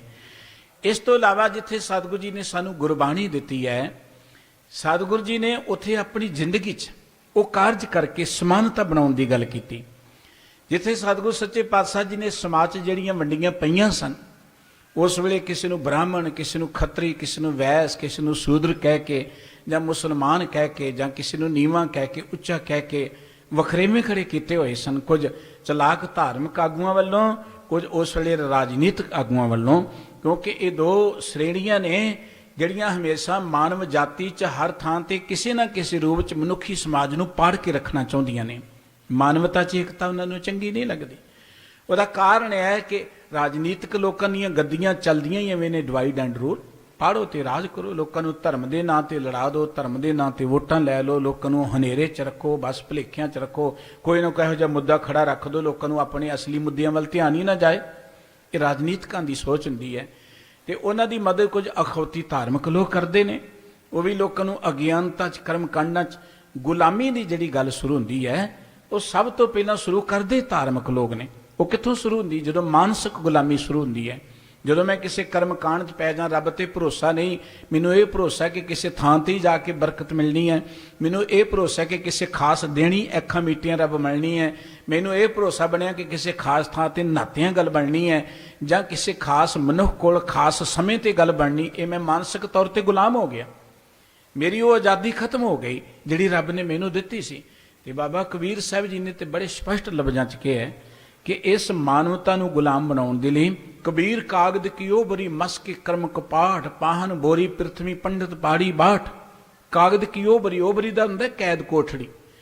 ਕਿਸ ਚਲਾਕ ਲੋਕਾਂ ਨੇ ਜਿਨ੍ਹਾਂ ਕਾਗਜ਼ਾਂ ਤੇ ਕਰਮ ਕਾਂਡ ਨਹੀਂ ਲਿਖੇ, ਆਪਣੀਆਂ ਦੁਕਾਨਾਂ ਤੇ ਵੇਚਦੇ ਆ, ਸ਼ਬਦ ਪੜ੍ਹਦੇ ਆ, ਮੰਗ ਪੂਰੀ ਹੋ ਜੀ, ਹੈ ਮੰਗ ਤੁਹਾਡਾ ਪ੍ਰੇਮੀ ਵਸ 'ਚ ਆ ਜਾਏਗਾ, ਐਸ ਵਰੋਗ ਤੁਹਾਡਾ ਕਾਰਜ ਰਾਸ ਹੋ ਜਾਏਗਾ। ਇਹ ਹੈ ਗੁਲਾਮ ਬਣਾਉਣ ਵਾਲੀਆਂ ਗੱਲਾਂ। ਗੁਰਬਾਣੀ ਦਾ ਹਰ ਲਫ਼ਜ਼ ਸਾਨੂੰ ਗਿਆਨ ਦਿੰਦਾ ਹੈ, ਕਿਹੜਾ ਸ਼ਬਦ ਜਿਹੜਾ ਉਹ ਘੱਟ ਹੈ। ਇਹ ਸਿਰਫ ਜਿਹੜੇ ਕੁਝ ਆਪਣੇ ਸਵਾਰਥ ਦੇ ਲਈ, ਕੁਝ ਆਪਣੀਆਂ ਦੁਕਾਨਾਂ ਚਲਾਉਣ ਲਈ, ਕੁਝ ਪੈਸੇ ਕਮਾਉਣ ਲਈ ਇਹੋ ਜਿਹੀ ਕੋਈ ਨਾ ਕੋਈ ਗੱਲ ਕੱਢ ਦਿੰਦੇ ਨੇ। ਬਾਬਾ ਕਬੀਰ ਸਾਹਿਬ ਜੀ ਕਹਿੰਦੇ ਇਹ ਕਾਗਜ਼ਾਂ ਦੀ ਕੋਠੜੀ ਜਿਹੜੀ ਹੈ ਨਾ, ਕਾਗਜ਼ ਕੀ ਉਹ ਬਰੀ ਮਸ ਕੇ ਕਰਮ ਕਪਾਟ, ਜਿੰਨਾ ਸਿਆਹੀ ਦੇ ਨਾਲੇ ਕੁਝ ਲਿਖਿਆ ਹੈ ਨਾ, ਉਹ ਸਮਝੋ ਕਪਾਟ ਨੇ, ਦਰਵਾਜ਼ੇ ਨੇ ਮਨੁੱਖ ਦੀ ਸੁਰਤ ਨੂੰ ਗੁਲਾਮ ਬਣਾਉਣ ਦੇ ਲਈ। ਤੇ ਗੁਲਾਮ ਬਣਾ ਕੇ ਪਾਹਨ ਬੋਰੀ ਪ੍ਰਿਥਵੀ। ਪਾਹਨ ਦਾ ਅਰਥ ਹੈ ਕਿ ਮਨੁੱਖ ਪੱਥਰ ਦੀ ਪੂਜਾ 'ਚ ਲੱਗ ਗਿਆ, ਪਸ਼ੂਆਂ ਦੀ ਪੂਜਾ ਲੱਗ ਗਿਆ, ਤੇ ਮਨੁੱਖ ਆਪਣੇ ਅਸਲੀ ਜ਼ਿੰਦਗੀ ਦੇ ਮਕਸਦ ਤੋਂ ਲਾਂਭੇ ਹੋ ਗਏ, ਪਰਮਾਤਮਾ ਵਾਲੇ ਪਾਸੇ ਤੋਂ ਹਟ ਗਿਆ। ਤੇ ਚਲਾਕ ਆਗੂਆਂ ਨੇ ਇੱਧਰ ਲਗਾ ਕੇ ਪੰਡਤ ਪਾੜੀ ਬਾਟ, ਫਿਰ ਰਸਤੇ 'ਚ ਹੀ ਲੁੱਟਣਾ ਸ਼ੁਰੂ ਕਰਤਾ ਧਰਮ ਦੇ ਨਾਂ ਤੇ। ਦੇਖੋ ਇਹ ਧਰਮ ਹੈ ਕੋਈ ਕਿ ਤੁਸੀਂ ਇਹ ਪੂਜਾ ਕਰੋਗੇ ਇੰਨੇ ਪੈਸੇ ਲੱਗਣੇ ਨੇ, ਇਹ ਪਾਠ ਕਰਾਓਗੇ ਤੇ ਇਹ ਪੈਸੇ ਲੱਗਣੇ ਨੇ, ਇੰਨੇ ਜ਼ਿਆਦਾ ਦੇ ਦਿਓ ਤੇ ਜਲਦੀ ਪਾਠ ਹੋ ਜਾਏਗਾ, ਇੰਨੇ ਜ਼ਿਆਦਾ ਦੇ ਦਿਓ ਤੁਸੀਂ ਜਲਦੀ ਅੱਗੇ ਚਲ ਜਾਓ। ਇਹ ਧਰਮ ਹੈ ਕੋਈ? ਇਹਦਾ ਮਤਲਬ ਇਹ ਧਰਮ ਵੀ ਪੈਸੇ ਦੇ ਨਾਲ ਵਿਕਣਾ ਸ਼ੁਰੂ ਹੋ ਗਿਆ। ਪੰਡਤ ਪਾੜੀ ਬਾਟ। ਚਲਾਕ ਲੋਕਾਂ ਨੇ ਮਨੁੱਖਤਾ ਨੂੰ ਰਸਤੇ 'ਚ ਹੀ ਲੁੱਟਣਾ ਸ਼ੁਰੂ ਕਰਤਾ, ਲੋਕਾਂ ਦੀ ਦਸਾਂ ਨਵਾਂ ਦੀ ਕਿਰਤ ਨੂੰ ਲੁੱਟਣਾ ਸ਼ੁਰੂ ਕਰ ਦਿੱਤਾ। ਗੁਰੂ ਨਾਨਕ ਸਾਹਿਬ ਜੀ ਨੇ ਗੁਰਬਾਣੀ ਦਿੱਤੀ, ਨਿਰੋਲ ਗਿਆਨ, ਨਿਰੋਲ ਮਨੁੱਖ ਨੂੰ ਵਹਿਮਾਂ ਭਰਮਾਂ ਤੋਂ, ਪਖੰਡ ਤੋਂ, ਕਰਮਕਾਂਡ ਤੋਂ, ਅੰਧ ਵਿਸ਼ਵਾਸ ਤੋਂ, ਭਰਮ ਭਟਕਣਾ ਤੋਂ ਮੁਕਤ। ਜਪੋ ਤਾਂ ਏਕੋ ਨਾਮਾ ਅਵਰ ਨਿਰਾਫਲ ਕਾਮਾ। ਮਨੁੱਖੀ ਸਮਾਜ ਵਿੱਚ ਸਮਾਨਤਾ ਪੈਦਾ ਕਰਨ ਦੇ ਲਈ ਸਤਿਗੁਰੂ ਜੀ ਨੇ ਗੁਰਬਾਣੀ ਦਿੱਤੀ। ਤੇ ਉਹ ਗੁਰਬਾਣੀ ਇਹ ਵਖਰੇਵਿਆਂ ਦੀਆਂ ਧੱਜੀਆਂ ਉਡਾਉਂਦੀ ਹੈ। ਸਤਿਗੁਰੂ ਜੀ ਦੇ ਇਹ ਬਚਨ ਨੇ, ਨੀਚਾ ਅੰਦਰ ਨੀਚ ਜਾਤ, ਨੀਚੀ ਹੂੰ ਆਤ ਨੀਚ, ਨਾਨਕ ਤਿਨ ਕੇ ਸੰਗ ਸਾਥ, ਵੱਡਿਆਂ ਸਿਉ ਕਿਆ ਰੀਸ। ਸਤਿਗੁਰੂ ਜੀ ਕਹਿੰਦੇ ਜਿਨ੍ਹਾਂ ਨੂੰ ਤੁਸੀਂ ਨੀਚ ਕਹਿੰਦੇ ਹੋ, ਭਾਈ ਮੈਂ ਤੇ ਉਹਨਾਂ ਨੀਚਾਂ ਦੇ ਕੋਲ ਹੀ ਬੈਠ ਕੇ ਆਨੰਦ ਮਾਣਦਾ। ਉਹਨਾਂ ਦੇ ਮੁਕਾਬਲੇ ਤੇ ਵੱਡੇ ਕੀ ਕਰ ਸਕਦੇ ਨੇ? ਜੋ ਪਿਆਰ ਤੁਹਾਨੂੰ ਇੱਕ ਗਰੀਬ ਬੰਦਾ ਦੇਵੇਗਾ, ਜੋ ਪਿਆਰ ਤੁਹਾਨੂੰ ਇੱਕ ਆਮ ਕਿਰਤੀ ਬੰਦਾ ਦੇਗਾ, ਉਹ ਰਾਜਗਦੀ ਤੇ ਬੈਠਾ ਤਾਂ ਨਹੀਂ ਦੇਵੇਗਾ, ਉੱਥੋਂ ਹੰਕਾਰ ਮਿਲ ਸਕਦਾ। ਇਸੇ ਕਰਕੇ ਸਤਿਗੁਰੂ ਜੀ ਨੇ ਕਿਹਾ ਵੱਡਿਆਂ ਸੋ ਕਿਆ ਰੀਸ। ਵੱਡਿਆਂ ਨੇ ਕੀ ਉਹਨਾਂ ਦੀ ਬਰਾਬਰਤਾ ਕਰਨੀ, ਕੀ ਪਿਆਰ ਦੇਣਾ। ਜੋ ਕੁਰਬਾਨੀ ਮੁਲਕ ਦੇ ਲਈ ਇੱਕ ਕਿਰਤੀ ਕਰ ਸਕਦਾ ਹੈ। ਕੋਈ ਅੱਜ ਤੱਕ ਮਨਿਸਟਰ ਮਰਿਆ ਬਾਰਡਰ ਤੇ ਜਾ ਕੇ, ਕੋਈ ਅੱਜ ਤੱਕ ਵੱਡਾ ਵਿਦਵਾਨ ਗਿਆ ਬਾਰਡਰ ਤੇ। ਕਿਰਤੀ ਲੋਕ ਬਾਰਡਰਾਂ ਤੇ ਜਾ ਕੇ ਆਪਣੇ ਮੁਲਕ ਦੀ ਖਾਤਰ ਸ਼ਹਾਦਤਾਂ ਦਿੰਦੇ ਨੇ, ਆਪਣੇ ਮੁਲਕ ਦੀ ਖਾਤਰ ਕੁਰਬਾਨੀਆਂ ਕਰਦੇ ਨੇ। ਮੁਲਕ ਦੀ ਆਜ਼ਾਦੀ ਲਈ ਕਿਰਤੀਆਂ ਨੇ ਸ਼ਹਾਦਤਾਂ ਦਿੱਤੀਆਂ ਨੇ। ਕੋਈ ਉਹਨਾਂ ਲੋਕਾਂ ਨੇ ਨਹੀਂ ਜਿਹੜੇ ਕਹਿੰਦੇ ਸੀ ਬਹੁਤ ਵੱਡੇ ਧਾਰਮਿਕ ਆ ਜਾਂ ਬਹੁਤ ਵੱਡੇ ਸੀ ਦੇਸ਼ ਦੇ ਆਗੂ। ਕੋਈ ਦੱਸੋ ਤੁਸੀਂ, ਉਹ ਤੇ ਬਚੇ ਹੀ ਰਹਿੰਦੇ ਨੇ। ਇਸ ਕਰਕੇ ਸਾਧੂ ਜੀ ਨੇ ਵੱਡਿਆਂ ਸੋ ਕਿਆ ਰੀਸ। ਇਹਨਾਂ ਵੱਡਿਆਂ ਦੇ ਨਾਲ ਉਹਨਾਂ ਦਾ ਕੀ ਮੁਕਾਬਲਾ ਅਸੀਂ ਕਰ ਸਕਦੇ? ਕਦੇ ਨਹੀਂ ਕਰ ਸਕਦੇ, ਕਿਉਂਕਿ ਉਹ ਮਹਾਨ ਨੇ। ਔਰ ਗੁਰੂ ਨਾਨਕ ਸਾਹਿਬ ਜੀ ਨੇ ਇਕੱਲਾ ਕਿਹਾ ਨਹੀਂ ਹੈ, ਇਹ ਕਰਕੇ ਦਿਖਾਇਆ। ਗੁਰੂ ਨਾਨਕ ਸਾਹਿਬ ਜੀ ਜਦੋਂ ਘਰੋਂ ਤੁਰਦੇ ਨੇ, ਸਤਿਗੁਰੂ ਜੀ ਨੂੰ ਪਤਾ ਸੀ ਕਿ ਇਹ ਬੜਾ ਤਗੜਾ ਇੱਕ ਕੰਮ ਹੈ, ਕੋਈ ਮਾਮੂਲੀ ਕੰਮ ਨਹੀਂ ਹੈ। ਇਹ ਲੋਕਾਂ ਦੇ ਵਿੱਚੋਂ ਨਾਮ ਬਰਾਬਰਤਾ ਨੂੰ ਦੂਰ ਕਰਨਾ ਬੜਾ ਔਖਾ ਕੰਮ ਹੈ। ਬਾਬਾ ਕਬੀਰ ਸਾਹਿਬ ਜੀ ਨੇ ਗੱਲ ਸ਼ੁਰੂ ਕੀਤੀ, ਉਹਨਾਂ ਨੂੰ ਵੀ ਸੰਗਲਾਂ ਜਗੜ ਦਿੱਤਾ। ਬਾਬਾ ਕਬੀਰ ਸਾਹਿਬ ਜੀ ਨੇ ਇਹ ਕਿਹਾ ਸੀ, ਕੌਰੇ ਪੰਡਤ ਬਾਹਮਣ ਕਬ ਕੇ ਹੋਏ, ਬਾਹਮਣ ਕਹਿ ਕੇ ਜਨਮ ਮਤ ਖੋਏ, ਜੋ ਤੂੰ ਬ੍ਰਾਹਮਣ ਬ੍ਰਾਹਮਣੀ ਜਾਇਆ ਤੋ ਆਨ ਬਾਠ, काहे नहीं आया तुम कत ब्राह्मण हम कत सूद, हम कत लोहू तुम कत दूत। कहो कबीर जो ब्रह्म विचारे सो ब्राह्मण कहियत हैं हमारे, गर्भवास में कुल नहीं जाती, ब्रह्म बिनते सब उत्पत्ति। ये तो सारी दुनिया ब्रह्म तो पैदा हुई है, वाहिगुरु तो पैदा हुई है, सारी दुनिया ही ब्राह्मण है। बाकी तुसी ब्राह्मण कदों दे बन गए भाई, ਤੁਹਾਡੇ 'ਚ ਕਿਹੜਾ ਦੁੱਧ ਭਰਿਆ ਤੇ ਸਾਡੇ 'ਚ ਖੂਨ ਭਰਿਆ, ਤੁਸੀਂ ਕਿਹੜਾ ਆਕਾਸ਼ ਤੋਂ ਡਿੱਗੇ ਹੋ ਤੇ ਅਸੀਂ ਮਾਤਾ ਪਿਤਾ ਦੇ ਰਹੇ ਇਸ ਧਰਤੀ ਤੇ ਆਏ ਹਾਂ, ਤੁਹਾਡੇ 'ਚ ਤੇ ਸਾਡੇ 'ਚ ਕੀ ਫਰਕ ਹੈ। ਬਾਬਾ ਕਬੀਰ ਸਾਹਿਬ ਜੀ ਕਹਿੰਦੇ ਬ੍ਰਾਹਮਣ ਕੋਈ ਉਦੋਂ ਬਣਦਾ ਹੈ ਜਦੋਂ ਬ੍ਰਹਮ ਵਿੱਚ ਲਿਵਲੀਨ ਹੋ ਜਾਂਦਾ, ਜਦੋਂ ਉਹਨੂੰ ਸਾਰੇ ਪਾਸੇ ਬ੍ਰਹਮ ਹੀ ਨਜ਼ਰ ਆਉਂਦਾ, ਜਦੋਂ ਦੇਖ ਲੈ ਸਭ ਗੋਬਿੰਦ ਹੈ, ਸਭ ਗੋਬਿੰਦ ਹੈ, ਗੋਬਿੰਦ ਬਿਨ ਨਹੀਂ ਕੋਈ। ਜਦੋਂ ਸਾਰਿਆਂ ਚੋਂ ਗੋਬਿੰਦ ਨੂੰ ਦੇਖ ਲਏ ਉਦੋਂ ਕੋ ਬ੍ਰਾਹਮਣ ਬਣਦਾ। ਬ੍ਰਾਹਮਣ ਹੈ ਸਤਿਕਾਰਯੋਗ ਹੈ, ਸੋਈ ਬ੍ਰਾਹਮਣ ਪੂਜਣ ਜੁਗਤ ਕੇ। ਜਿਹੜਾ ਬ੍ਰਾਹਮਣ ਸਾਰਿਆਂ ਚੋਂ ਬ੍ਰਹਮ ਨੂੰ ਦੇਖ ਲਏ, ਸਤਿਗੁਰੂ ਜੀ ਕਹਿੰਦੇ ਉਹ ਬ੍ਰਾਹਮਣ ਤਾਂ ਪੂਜ ਨਹੀਂ ਕੇ ਪਾਈ, ਬ੍ਰਾਹਮਣ ਮਾੜਾ ਨਹੀਂ ਹੈ। ਲੇਕਿਨ ਬ੍ਰਾਹਮਣ ਦੇ ਨਾਂ ਤੇ ਇਹ ਗੱਲ ਕਹਿਣੀ ਕਿ ਇਹ ਨੀਵਾਂ ਹੈ, ਇਹ ਉੱਚਾ ਹੈ, ਬਾਬਾ ਕਬੀਰ ਸਾਹਿਬ ਜੀ ਕਹਿੰਦੇ ਇਹ ਬ੍ਰਾਹਮਣ ਦਾ ਕਰਮ ਨਹੀਂ ਹੈ। ਬ੍ਰਾਹਮਣ ਤਾਂ ਸਾਰਿਆਂ ਚੋਂ ਬ੍ਰਹਮ ਨੂੰ ਦੇਖਦਾ, ਸਾਰਿਆਂ ਚੋਂ ਇੱਕ ਪਰਮਾਤਮਾ ਨੂੰ ਦੇਖਦਾ। ਗੁਰੂ ਨਾਨਕ ਸਾਹਿਬ ਜੀ ਘਰੋਂ ਤੁਰੇ ਇਸ ਕਾਰਜ ਨੂੰ ਸਿਰੇ ਚਾੜਨ ਦੇ ਲਈ। ਸਤਿਗੁਰੂ ਗੁਰੂ ਨਾਨਕ ਸਾਹਿਬ ਜੀ ਨੇ ਆਪਣੇ ਨਾਲ ਲੈ ਲਿਆ ਭਾਈ ਮਰਦਾਨਾ ਸਾਹਿਬ ਜੀ ਨੂੰ। ਮਰਦਾਨਾ ਜੀ ਪਿੰਡ ਦੇ ਮਰਾਸੀ ਸਨ, ਰਬਾਬੀ ਸਨ, ਔਰ ਦੁਨੀਆ ਕਹਿੰਦੀ ਸੀ ਇਹ ਤੇ ਨੀਵੇਂ ਜਾਤ ਦਾ, ਕਿਉਂਕਿ ਗਰੀਬ ਵਰਗ ਚੋਂ ਸੀ, ਲੋਕਾਂ ਨੇ ਨੀਵਾਂ ਕਿਹਾ। ਤੇ ਬਾਬਾ ਨਾਨਕ ਜੀ ਆਏ ਨੀਵਿਆਂ ਨੂੰ ਉੱਚੇ ਕਰਨ ਦੇ ਲਈ ਸੀ। ਬਾਬਾ ਰਵਿਦਾਸ ਸਾਹਿਬ ਜੀ ਨੇ ਗੱਲ ਕੀਤੀ ਸੀ ਨਾ, ਨੀਚਾ ਹੂੰ ਊਚ ਕਰੇ ਮੇਰਾ ਗੋਬਿੰਦ, ਕਬਹੂ ਕਾਹੂ ਤੇ ਨਾ ਡਰੈ। ਗੁਰੂ ਨਾਨਕ ਸਾਹਿਬ ਜੀ ਨੇ ਉਸ ਗੋਬਿੰਦ ਵਰਗੀ ਪਰਮਾਤਮਾ ਵਰਗੀ ਗੱਲ ਕੀਤੀ। ਹਰ ਉਹ ਚੀਜ਼ ਜਿਹੜੀ ਨੀਵੀਂ ਸੀ ਉਹਨੂੰ ਉੱਚੀਆਂ ਕਰਤਾ ਗੁਰੂ ਨਾਨਕ ਸਾਹਿਬ ਜੀ ਮਹਾਰਾਜ ਨੇ।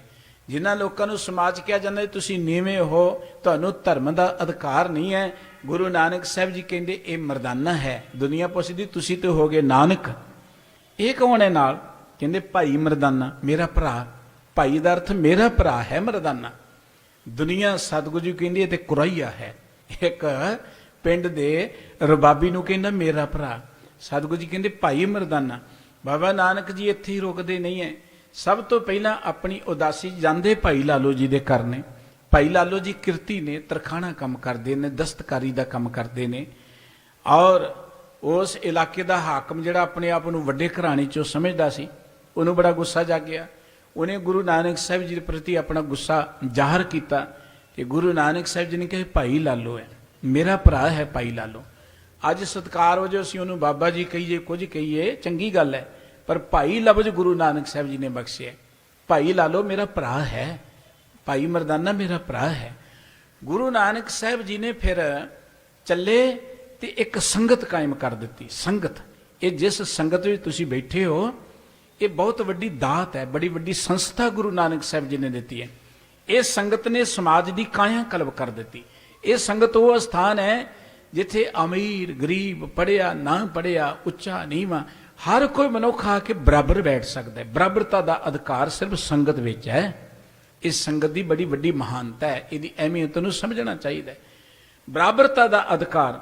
ਇੱਥੇ ਕੋਈ ਰੱਬ 'ਚ ਲਿਵਲੀਨ ਹੈ, ਕੋਈ ਨਹੀਂ ਵੀ ਲਿਵਲੀਨ, ਕੋਈ ਬਹੁਤ ਬਾਣੀ ਪੜ੍ਹਦਾ ਹੈ, ਕੋਈ ਘੱਟ ਵੀ ਪੜ੍ਹਨ ਵਾਲਾ ਹੈ, ਨਹੀਂ ਵੀ ਪੜ੍ਹਨ ਵਾਲਾ ਹੈ, ਕੋਈ ਬਹੁਤ ਕੁਲੀਨ ਵਰਗ 'ਚੋਂ ਆਪਣੇ ਆਪ ਨੂੰ ਵੱਡਾ ਕਹਿੰਦਾ ਹੋਏਗਾ ਕਿ ਚੰਗੇ ਘਰਾਣੇ 'ਚੋਂ, ਕੋਈ ਮਾੜੇ ਘਰਾਣੇ 'ਚੋਂ ਵੀ ਹੋ ਸਕਦਾ ਹੈ। ਇਸ ਤਰੀਕੇ ਨਾਲ ਵੱਖਰੇ ਵੱਖਰੇ ਖਿਆਲਾਂ ਦੇ ਲੋਕ ਇੱਕ ਥਾਂ ਤੇ ਇਕੱਠੇ ਹੁੰਦੇ, ਇਹਨੂੰ ਸਤਿਗੁਰੂ ਜੀ ਨੇ ਕਹਿਤਾ ਸੰਗਤ, ਬਰਾਬਰਤਾ ਦੀ ਗੱਲ। ਔਰ ਇੱਥੇ ਫਿਰ ਸਤਿਗੁਰੂ ਜੀ ਨੇ ਦ੍ਰਿਸ਼ਟੀ ਵੀ ਸਾਰਿਆਂ ਤੇ ਬਰਾਬਰ ਕੀਤੀ, ਵਿਹਾਰ ਵੀ ਸਾਰਿਆਂ ਨਾਲ ਬਰਾਬਰ। ਇੱਥੇ ਖੱਤਰੀ ਬ੍ਰਾਹਮਣ ਸ਼ੂਦਰ ਵੈਸ ਉਪਦੇਸ਼ ਚੌਂ ਵਰਨਾ ਕੋ ਸਾਂਝਾ। ਇੱਥੇ ਵੱਖਰਾ ਵੱਖਰਾ ਨਹੀਂ ਹੈ ਕਿ ਤੁਸੀਂ ਬਹੁਤੇ ਪੈਸੇ ਦਿਓਗੇ ਤੁਹਾਨੂੰ ਬਹੁਤਾ ਗਿਆਨ ਦੇ ਦੇਵਾਂਗੇ ਤੇ ਦੂਜੇ ਨੂੰ ਘੱਟ ਦਿੱਤਾ ਜਾਏਗਾ, ਜਿਵੇਂ ਸਮਾਜ ਵਿੱਚ ਆਮ ਚੱਲਦਾ ਹੀ ਹੈ, ਧਰਮਾਂ ਦੀ ਦੁਨੀਆ 'ਚ ਵੀ ਚੱਲਦਾ ਹੈ।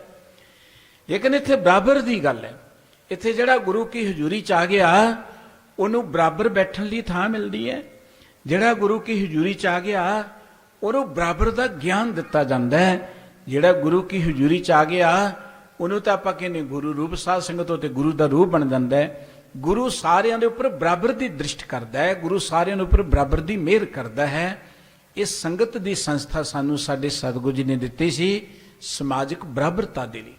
ਸਾਡੇ ਵਿੱਚੋਂ ਉਹ ਵੱਖਰੇਵੇਂ ਉਹ ਦੂਰ ਹੋ ਜਾਣ, ਉਹ ਸਾਰੀਆਂ ਗੱਲਾਂ ਜਿਹੜੀਆਂ ਊਚ ਨੀਚ ਦੇ ਭੇਦਭਾਵ ਨੇ ਉਹ ਖਤਮ ਹੋ ਜਾਣ, ਬਰਾਬਰਤਾ ਦਾ ਅਹਿਸਾਸ ਪੈਦਾ ਹੋਏ ਕਿ ਅਸੀਂ ਮਨੁੱਖ ਹਾਂ, ਮਨੁੱਖ ਹੋਣ ਦੇ ਨਾਤੇ ਅਸੀਂ ਸਾਰੇ ਇੱਕ ਹਾਂ ਔਰ ਇਹ ਪਿਆਰ ਸਾਡੇ 'ਚ ਪੈਦਾ ਹੋਏ। ਇਹ ਸੰਗਤ ਨੇ ਪਿਆਰ ਪੈਦਾ ਕੀਤਾ, ਸੰਗਤ ਨੇ ਇੱਕ ਸਵੈਮਾਨ ਪੈਦਾ ਕੀਤਾ ਲੋਕਾਂ 'ਚ।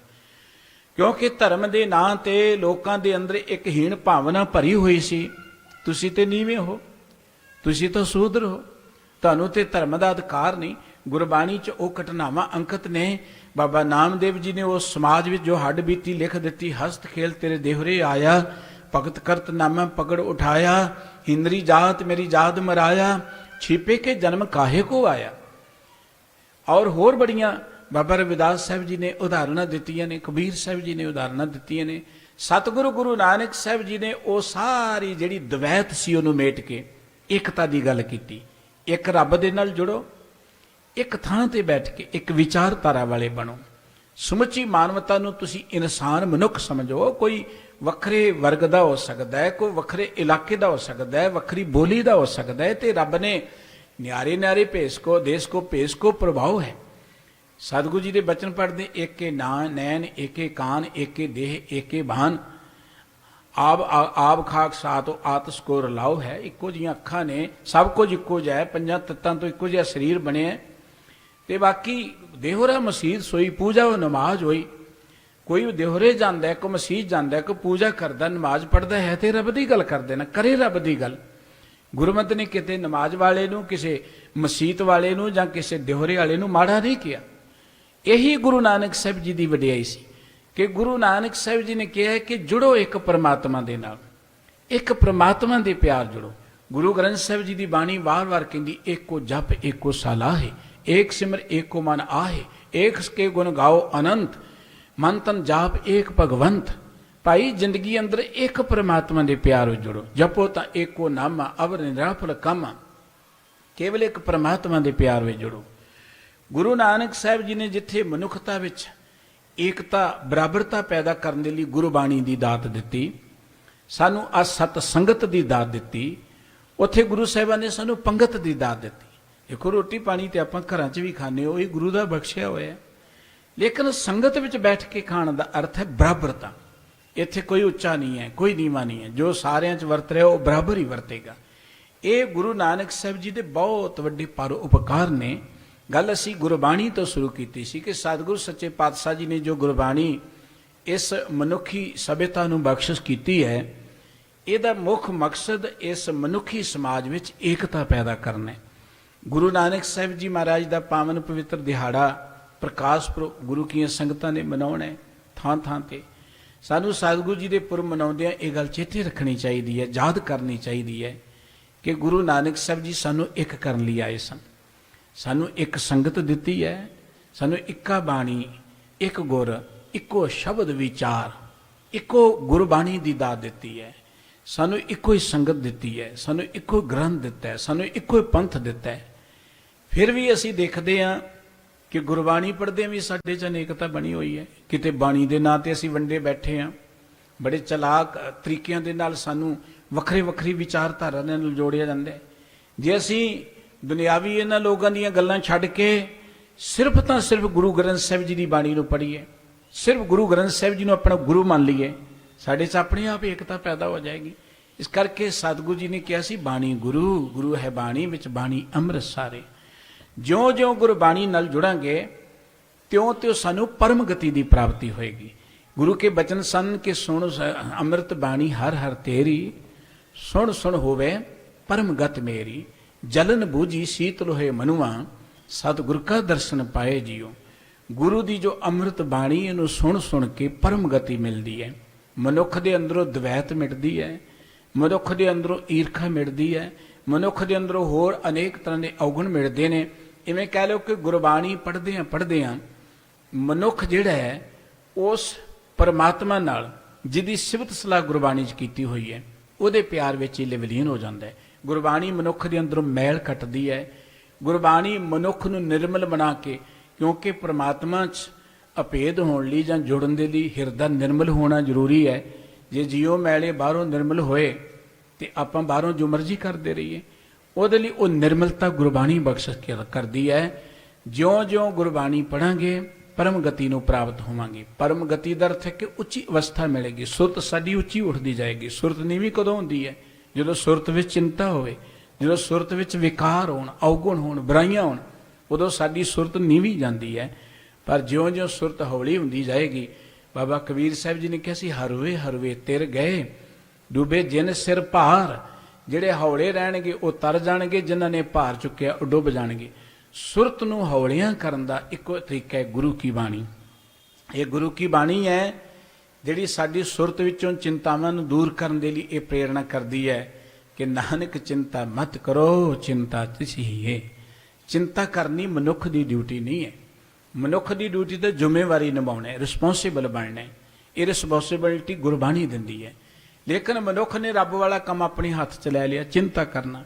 ਗੁਰਬਾਣੀ ਕਹਿੰਦੀ ਨਾ ਕਰ ਚਿੰਤ, ਚਿੰਤਾ ਹੈ ਕਰਤੇ, ਹਰ ਦੇਵੇ ਜਲ ਥਲ ਜਨਤਾਂ ਸਭ ਤੇ, ਅਚਿੰਤ ਦਾਨ ਦੇ ਪਰ ਮੇਰਾ ਵਿੱਚ ਪਾਥਰ ਕੀਟ ਫਖਾਣੀ ਹੈ। ਉਹ ਬੰਦਿਆ ਤੂੰ ਚਿੰਤਾ ਨਾ ਕਰ, ਤੇਰੀ ਚਿੰਤਾ ਪ੍ਰਮਾਤਮਾ ਨੂੰ ਹੈ। ਚਿੰਤਾ ਥਿਸੀ ਹੈ, ਉਸ ਪ੍ਰਮਾਤਮਾ ਨੂੰ ਤੇਰੀ ਚਿੰਤਾ ਹੈ। ਤੂੰ ਚਿੰਤਾ ਨਾ ਕਰ, ਕਿਸੇ ਦੀ ਚਿੰਤਾ ਨਾ ਕਰ, ਤੂੰ ਆਪਣੇ ਉਸ ਪ੍ਰਮਾਤਮਾ ਦੇ ਚਿੰਤਨ ਵਿੱਚ ਜੁੜ ਕੇ ਆਪਣੀ ਜ਼ਿੰਦਗੀ ਦੀ ਡਿਊਟੀ ਨੂੰ ਕਰ। ਸਾਨੂੰ ਜੋ ਗੁਰਬਾਣੀ ਨੇ ਮਾਰਗ ਦਿੱਤਾ ਹੈ, ਨਾਮ ਜਪੋ, ਕਿਰਤ ਕਰੋ, ਵੰਡ ਕੇ ਛਕੋ, ਇਹ ਸਾਡੀ ਜ਼ਿੰਦਗੀ ਦੀ ਡਿਊਟੀ ਹੈ। ਗੁਰਬਾਣੀ ਸਾਨੂੰ ਚਿੰਤਾ ਤੋਂ ਰਹਿਤ ਜ਼ਿੰਦਗੀ ਬਤੀਤ ਕਰਨ ਦੀ ਪ੍ਰੇਰਣਾ ਕਰਦੀ ਹੈ। ਮਾਨੋ ਕੀ ਟੇਕ ਬਿਰਥੀ ਸਭ ਜਾਨ, ਦੇਵਨ ਕੋ ਏਕ ਹੈ ਭਗਵਾਨ, ਜਿਸਕੇ ਦੀਏ ਰਹੇ ਅਗਾਏ, ਬੌੜ ਨਾ ਤ੍ਰਿਸ਼ਨਾ ਲਾਗੇ ਆਏ, ਮਾਰੇ ਰਾਖੇ ਏਕੋ ਆਪ, ਮਾਨੋ ਕੇ ਕਿਸਨਾ ਹੀ ਯਾਦ। ਜਿਉਂ-ਜਿਉਂ ਗੁਰਬਾਣੀ ਦੇ ਇਹਨਾਂ ਬਚਨਾਂ ਨੂੰ ਸਮਝਾਂਗੇ, ਅਮਲ ਕਰਾਂਗੇ, ਤਿਉਂ ਤੋਂ ਸਾਡੀ ਸੁਰਤ ਦਾ ਭਾਰ ਹੌਲਾ ਹੁੰਦਾ ਜਾਏਗਾ। ਹੁਣ ਸੁਰਤ ਨੂੰ ਭਾਰ ਕਾਹਦਾ ਹੈ? ਬੜੀ ਸੋਹਣੀ ਗੱਲ ਕਿਸੇ ਨੇ ਕਹੀ, ਕਹਿਣ ਲੱਗਾ, ਮੈਂ ਦੇਖਿਆ ਕਿ ਬੰਦਾ ਮਰਿਆ ਪਾਣੀ ਦੇ ਉੱਪਰ ਤਰ ਰਿਹਾ। ਸੋਚਿਆ ਕਿ ਸਰੀਰ ਦਾ ਤੇ ਕੋਈ ਭਾਰ ਨਹੀਂ, ਭਾਰ ਤੇ ਦਿਮਾਗ ਵਿੱਚ ਸੀ। ਉਹ ਨਿਕਲ ਗਿਆ ਤੇ ਬੰਦਾ ਤਰਨਾ ਸ਼ੁਰੂ ਹੋ ਗਿਆ। ਦੇਖੋ ਨਾ, ਜਿਉਂਦਾ ਬੰਦਾ ਡੁੱਬਦਾ, ਮਰਿਆ ਬੰਦਾ ਤਰ ਜਾਂਦਾ। ਉਹ ਕਹਿੰਦਾ ਫਿਰ ਮੈਂ ਸੋਚਿਆ ਕਿ ਸਰੀਰ ਦਾ ਕੋਈ ਭਾਰ ਨਹੀਂ ਹੈ, ਭਾਰ ਤੇ ਸੁਰਤ ਵਿੱਚ ਸੀ। ਉਹ ਹੰਕਾਰ ਸੀ ਜਿਹੜਾ, ਜਾਂ ਹੋਰ ਚਿੰਤਾਵਾਂ ਸਨ, ਉਹ ਸਨ ਡੁੱਬਣ ਦਾ ਕਾਰਨ। ਦਰਅਸਲ ਜਦੋਂ ਸੁਰਤ ਵਿੱਚ ਚਿੰਤਾ ਹੋਏਗੀ, ਸੁਰਤ 'ਚ ਬੁਰਾਈਆਂ ਹੋਣਗੀਆਂ, ਔਗੁਣ ਹੋਣਗੇ, ਮੈਲ ਹੋਏਗੀ, ਫਿਰ ਤੇ ਡੂਬਾਂਗੇ। ਡੂਬੇ ਜਿਨ ਸਿਰ ਭਾਰ। ਪਰ ਹੌਲੇ ਕਦੋਂ ਹੋਵਾਂਗੇ, ਪਰਮਗਤੀ ਕਦੋਂ ਹੋਏਗੀ? ਜਿਉਂ-ਜਿਉਂ ਗੁਰਬਾਣੀ ਨਾਲ ਜੁੜਾਂਗੇ, ਜਿਉਂ-ਜਿਉਂ ਗੁਰਬਾਣੀ ਨੂੰ ਪੜ੍ਹਾਂਗੇ। ਸਤਿਗੁਰੂ ਜੀ ਨੇ ਸਾਨੂੰ ਗੁਰਬਾਣੀ ਇਸੇ ਬਕ ਕਰਕੇ ਬਖਸ਼ਿਸ਼ ਕੀਤੀ ਸੀ ਕਿ ਬਾਣੀ ਪੜ੍ਹਦਿਆਂ ਅਸੀਂ ਇੱਕ ਪਰਮਾਤਮਾ ਦੇ ਪਿਆਰ ਵਿੱਚ ਜੁੜੀਏ। ਬਾਣੀ ਪੜ੍ਹਦਿਆਂ ਅਸੀਂ ਮਾਨਵਤਾ 'ਚ ਏਕਤਾ ਦੀ ਗੱਲ ਕਰੀਏ। ਜੇ ਬਾਣੀ ਦੇ ਨਾਂ ਤੇ ਵੀ ਅਸੀਂ ਵੰਡੇ ਰਹੇ, ਮਾਫ ਕਰਨਾ, ਇਹ ਫਿਰ ਦੀਵੇ ਥੱਲੇ ਨਹੀਂ ਰਹੀ ਹੈ। ਇਹ ਤੋਂ ਵੱਧ ਕੀ ਕਹਿ ਸਕਦੇ? ਇਹ ਤੋਂ ਵੱਧ ਬਦਕਿਸਮਤੀ ਕੀ ਹੋ ਸਕਦੀ ਕਿ ਪੜ੍ਹੀਏ ਗੁਰਬਾਣੀ ਤੇ ਫਿਰ ਧੜਿਆਂ 'ਚ ਵੰਡੇ ਜਾਈਏ। ਪੜ੍ਹੀਏ ਬਾਣੀ ਤੇ ਫਿਰ ਸਾਡੇ ਆਪਸੀ ਕਈ ਤਰ੍ਹਾਂ ਦੀ ਗੁੱਟਬਾਜ਼ੀ ਹੋਏ, ਲੜਾਈਆਂ ਹੋਣ, ਝਗੜੇ ਹੋਣ। ਇੱਕ ਗੱਲ ਬੜੀ ਸੋਹਣੀ ਲਿਖੀ ਇੱਕ ਵਿਦਵਾਨ ਨੇ। ਕੋਈ ਸਾਡਾ ਵਿਦਵਾਨ ਇੰਗਲੈਂਡ 'ਚ ਲੰਡਨ ਗਿਆ ਤੇ ਉਹਨੂੰ ਇੱਕ ਗੋਰਾ ਪਾਦਰੀ ਮਿਲਿਆ, ਕਹਿਣ ਲੱਗਾ ਤੁਸੀਂ ਸਿੱਖ ਹੋ? ਕਹਿਣ ਲੱਗਾ ਜੀ। ਕਹਿੰਦਾ ਯੂ ਆਰ ਫੁਲਿਸ਼, ਤੁਸੀਂ ਤੇ ਮੂਰਖ ਹੋ। ਕਹਿੰਦਾ ਮੂਰਖ। ਉਹ ਗੱਲ ਬਿਲਕੁਲ ਢੁੱਕਦੀ ਸਾਡੇ ਤੇ ਉਦੋਂ ਜਦੋਂ ਪੜ੍ਹਦੇ ਅਸੀਂ ਬਾਣੀ, ਤੇ ਬਾਣੀ ਦੇ ਨਾਂ ਤੇ ਅਸੀਂ ਵੰਡੇ ਚਲੇ ਜਾਂਦੇ ਕਿ ਸਾਡਾ ਤੇ ਪੰਥ ਇਹ ਹੈ, ਸਾਡੀ ਤੇ ਜਥੇਬੰਦੀ ਹੈ, ਸਾਡਾ ਤੇ ਜਥਾ ਇਹ ਹੈ, ਸਾਡਾ ਤੇ ਬਾਬਾ ਇਹ ਹੈ, ਸਾਡਾ ਫਲਾਣਾ ਇਹ ਹੈ। ਇਹ ਤੋਂ ਵੱਡੀ ਅਗਿਆਨਤਾ ਕੀ ਹੋ ਸਕਦੀ? ਗੁਰਬਾਣੀ ਨਿਰੋਲ ਸਾਨੂੰ ਇੱਕ ਵਾਹਿਗੁਰੂ ਜੀ ਦੇ ਪਿਆਰ ਜੋੜਦੀ ਹੈ, ਇੱਕ ਵਿਚਾਰਧਾਰਾ ਦਿੰਦੀ ਹੈ, ਇੱਕ ਸਾਨੂੰ ਏਕਤਾ, ਸਾਂਝਾ ਸਮਾਜ ਸਿਰਜਣ ਦੀ ਗੱਲ ਕਰਦੀ ਹੈ। ਗੁਰਸਿੱਖਾਂ ਦੀ ਉਹ ਬਹੁਤ ਵੱਡੀ ਜ਼ਿੰਮੇਵਾਰੀ ਹੈ, ਜਿੱਥੇ ਉਹਨਾਂ ਨੇ ਇੱਕ ਵਾਹਿਗੁਰੂ ਜੀ ਦੇ ਪਿਆਰ ਵਿੱਚ ਜੁੜ ਕੇ ਜ਼ਿੰਦਗੀ ਦਾ ਆਨੰਦ ਮਾਣਨਾ ਹੈ। ਉੱਥੇ ਗੁਰੂ ਨਾਨਕ ਸਾਹਿਬ ਜੀ ਦਾ ਇਹ ਜਿਹੜਾ ਮਿਸ਼ਨ ਹੈ, ਸਮੁੱਚੀ ਮਾਨਵਤਾ 'ਚ ਏਕਤਾ, ਬਰਾਬਰਤਾ। ਦੇਖੋ, ਗੁਰੂ ਨਾਨਕ ਸਾਹਿਬ ਜੀ ਦਾ ਸਮੁੱਚੇ ਜਗਤ ਨਾਲ ਸਾਂਝ ਹੈ। ਉਹਨਾਂ ਕਿਹਾ, ਆਈ ਪੰਥੀ ਸਗਲ ਜਮਾਤੀ ਮਨ ਜੀਤੇ ਜਗਜੀਤ। ਸਤਿਗੁਰੂ ਸੱਚੇ ਪਾਤਸ਼ਾਹ ਕਹਿੰਦੇ, ਸਭ ਮੈਂ ਜੋਤ ਜੋਤ ਹੈ ਸੋਏ, ਕੁਦਰਤ ਕੇ ਸਭ ਬੰਦੇ, ਮਾਨਸ ਕੀ ਜਾਤ ਸਭ ਹੈ ਏਕੇ, ਪਹਿਚਾਨ ਵੋ। ਸਮੁੱਚੀ ਮਾਨਵ ਜਾਤੀ ਨੂੰ ਸਤਿਗੁਰੂ ਜੀ ਨੇ ਇੱਕ ਕਿਹਾ। ਉਹ ਭਾਵੇਂ ਕਿਸੇ ਵੀ ਵਰਗ ਜਾਂ ਕਿਸੇ ਵੀ ਖੇਤਰ ਜਾਂ ਕਿਸੇ ਵੀ ਰੰਗ ਰੂਪ ਦੇ ਨਾਲ ਸੰਬੰਧਿਤ ਹੈ, ਪਰ ਸਤਿਗੁਰੂ ਜੀ ਕਹਿੰਦੇ ਹੈਗੇ ਤੇ ਸਾਰੇ ਮਨੁੱਖ ਹੀ ਨੇ। ਉਹ ਗੁਰੂ ਨਾਨਕ ਸਾਹਿਬ ਜੀ ਦਾ ਜੋ ਸੁਪਨਾ ਹੈ ਕਿ ਸਮੁੱਚੀ ਮਾਨਵਤਾ ਕੇਵਲ ਇਨਸਾਨੀਅਤ ਦੇ ਨਾਲ ਜੁੜੇ, ਮਨੁੱਖ ਦਾ ਮਨੁੱਖ ਦੇ ਨਾਲ ਪਿਆਰ ਹੋਏ। ਸਾਧ ਸਮੂਹ ਪ੍ਰਸੰਨ ਫਿਰੇ ਜਗ 70 ਸਵੇ ਅਵਲੋਕ ਚੱਪੇਂਗੇ। ਧਰਤੀ ਤੇ ਲੋਕ ਪ੍ਰਸੰਨ ਚਿੱਤ ਫਿਰਨ, ਜਿਹੜੀਆਂ ਮਨੁੱਖੀ ਵਿਰੋਧੀ ਤਾਕਤਾਂ ਨੇ ਉਹ ਧਰਤੀ ਤੋਂ ਖਤਮ ਹੋ ਜਾਣ। ਇਹ ਡਿਊਟੀ ਗੁਰੂ ਸਾਹਿਬਾਨ ਨੇ ਗੁਰਬਾਣੀ ਪੜ੍ਹਨ ਵਾਲਿਆਂ ਦੀ ਲਾਈ ਹੈ। ਪਰ ਇਹ ਤਾਂ ਕਰਾਂਗੇ ਜੇ ਅਸੀਂ ਆਪ ਇੱਕ ਨਾਲ ਜੁੜਾਂਗੇ, ਜੇ ਅਸੀਂ ਆਪ ਇੱਕ ਹੋਵਾਂਗੇ। ਜੇ ਅਸੀਂ ਆਪ ਇੱਕ ਹੋਵਾਂਗੇ ਤਾਂ ਹੀ ਏਕਤਾ ਦੀ ਗੱਲ ਕਰਾਂਗੇ। ਸਤਿਗੁਰੂ ਜੀ ਬਖਸ਼ਿਸ਼ ਕਰਨ। ਸਤਿਗੁਰੂ ਨਾਨਕ ਸਾਹਿਬ ਜੀ ਮਹਾਰਾਜ ਦਾ ਪਾਵਨ ਪ੍ਰਕਾਸ਼ ਪੁਰਬ ਆ ਰਿਹਾ ਹੈ। ਆਪਾਂ ਸਮੇਂ-ਸਮੇਂ ਤੇ ਗੁਰੂ ਸਾਹਿਬ ਜੀ ਦੇ ਉਪਦੇਸ਼ਾਂ ਨਾਲ ਉਹਨਾਂ ਦੀ ਪਵਿੱਤਰ ਬਾਣੀ ਚੋਂ, ਉਹਨਾਂ ਦੇ ਪਵਿੱਤਰ ਇਤਿਹਾਸ ਵਿੱਚੋਂ ਸਾਂਝ ਪਾਵਾਂਗੇ। ਅੱਜ ਦੀਆਂ ਇੰਨੀਆਂ ਬੇਨਤੀਆਂ ਪ੍ਰਵਾਨ ਕਰਨੀਆਂ। ਭੁੱਲ ਚੁੱਕ ਦੀ ਖਿਮਾ ਜੀ। ਸਰਬੱਤ ਦਾ ਧੰਨਵਾਦ। ਪਿਆਰ ਸਹਿਤ ਬੁਲਾਓ। ਵਾਹਿਗੁਰੂ ਜੀ ਕਾ ਖਾਲਸਾ, ਵਾਹਿਗੁਰੂ ਜੀ ਕੀ ਫਤਿਹ।